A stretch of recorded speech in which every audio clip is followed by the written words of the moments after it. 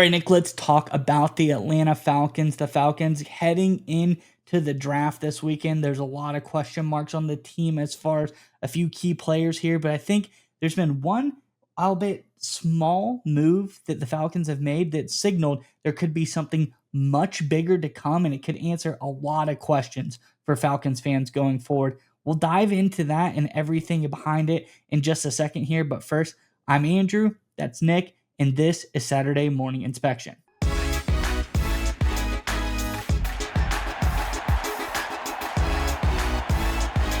All right, Nick, as I alluded to, the Falcons have made one small move that I think is signaling something massive that could be happening in the very near future. Let's get into it and we talk more about it on the other side. This first part is from the Atlanta Falcons themselves, Twitter, a post on X, and this says, we have signed Easton Stick, obviously Easton Stick, backup quarterback for the Los Angeles Chargers, coming open to the Falcons. What does this signal? What does this mean? A backup quarterback for the Falcons? Well, that means you might be losing your quote unquote backup quarterback. And that brings me into the second article. This is from ESPN's Adam Schefter, courtesy of SI.com. It says, according to ESPN's Adam Schefter, there's a feeling around the league that a team, whether it's the Vikings or the Steelers, might be willing to pay down roughly $10 million regarding Kirk Cousins and what they're willing to take salary-wise for him. Schefter wrote on Monday, how much any team would be willing to pay also would influence the compensation it gives up.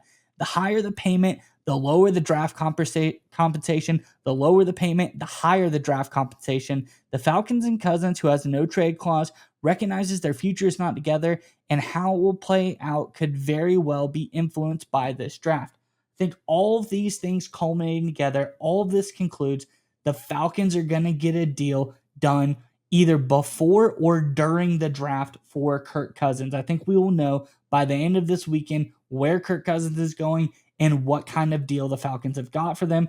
Do they stick it out and wait to the first round to see how the quarterback situations play out and try to get more for him? That's an opportunity. Or do they try to wait and get it right before the draft, getting people, that, wait, hey, we need to get this done. We need to get it off our plates so we can attack the draft in a different way. I think both options are really good. But as Schefter says in this article here, I think the main key thing here is what they do with the compensation and how much a team is going to pay off of Kirk Cousins' salary is going to get affect what kind of compensation the Falcons get. And it's a win-win for them either way. Either they're going to be paying a lot of Kirk Cousins' salary and getting some high draft compensation for him, or another team's going to pick up the bill on Cousins for a little bit lower draft compensation. I think either way, this will work out really well for the Falcons. I think this is a good move, and it's signaling something big is going to happen in the next couple of days. And I think the Falcons' Kirk Cousins situation is going to be over very, very soon. Nick, curious what your thoughts are on this one, what you got on this. But first, Falcons fans, in the comments section below, let us know what you think. We're talking about draft time. We're talking about Kirk Cousins on the move. Who do you think gets him? This is your last chance to predict. Who do you think Kirk Cousins will end up with? Is it going to be, as the article said, is the Steelers, Vikings the most obvious choices? Is there a wild card team out there that you think he's going to go with?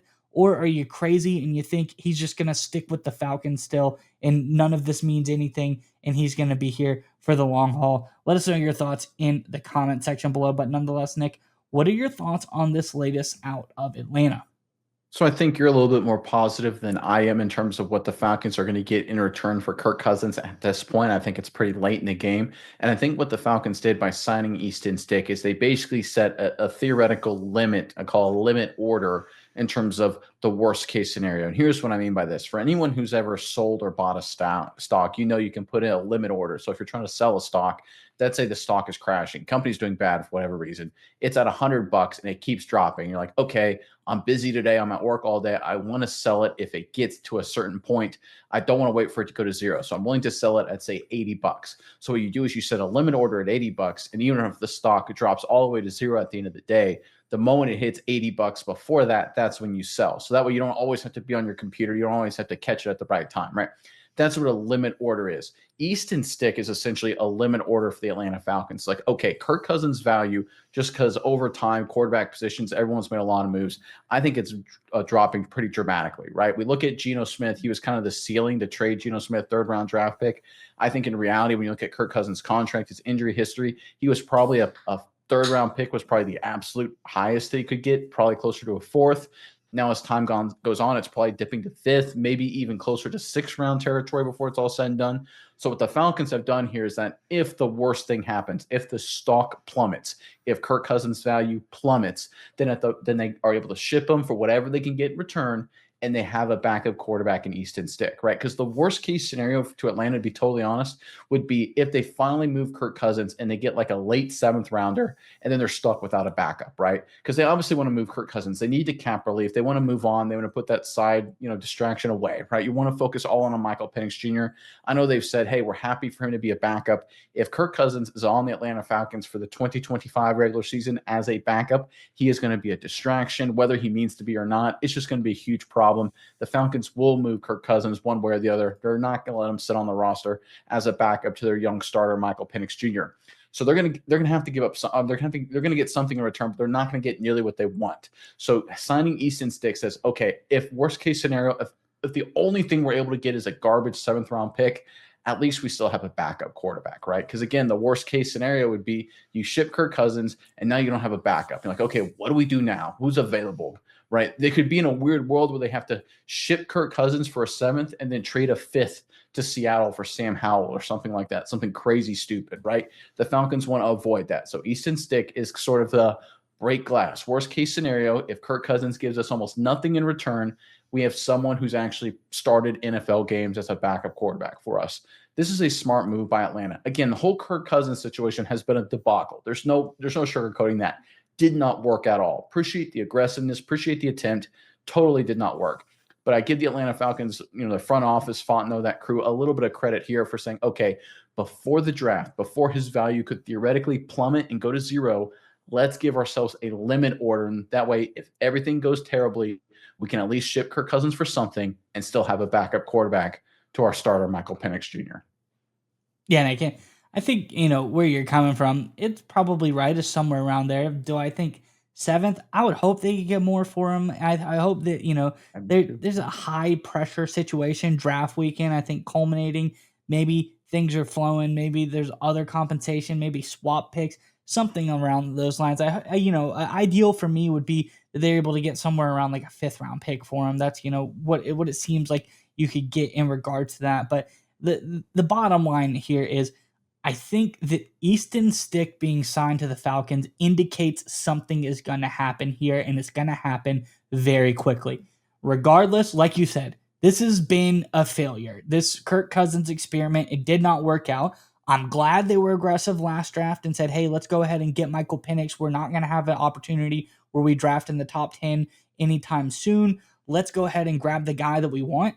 And, at that point in time, that's what they thought. And hey, it worked out for him. They got a good quarterback in Michael Penix. So far, so good. He looks like he could be a future star for the Atlanta Falcons. So good on them for doubling down on that bet and not just saying, hey, I think Kirk Cousins is the future of this team. Let's stick with them. We don't need anybody else. They got their stop loss in Kirk Cousins with Michael Penix. Now they're doing it again with Easton Stick. Again, signaling, hey, we realize that, backup quarterback situation on this team being either Easton Stick or Kirk Cousins, there's going to be some movement here. We're going to move on from something and we don't want to be stuck with nothing. Let's go ahead and get a guy and then deal Kirk Cousins afterwards. Let's make ourselves get a safety net and then go out into the great blue yonder, dealing Kirk Cousins, see what we can get for a guy like that. I think that puts them in a really good situation as far as they don't have to be nervous. It's like you said, at the end of the day, you want Kirk Cousins off your books. He's going to be a distraction if you go to camp with him.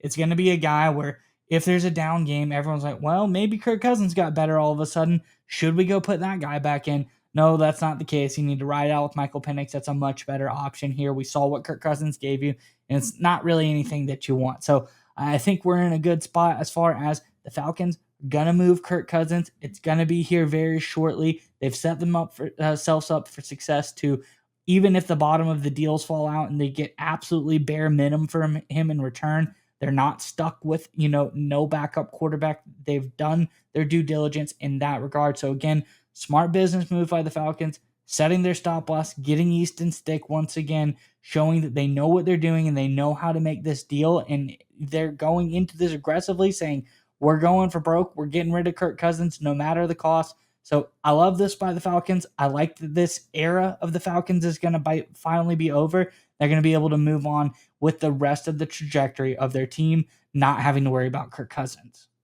And here's one final point to really focus on, and thank you for correcting me. It's a stop order, not a limit. Limits on the other side of it when you're trying to make sure to knock in a profit, right? So I got a little backwards there, but I think you guys are smart enough to understand where I was going with that. But I think the point here with the Atlanta Falcons is that they recognize the reality of their situation. And this is what I think is really important for any team, is to set all the pieces in place so that way you're ready to make a move.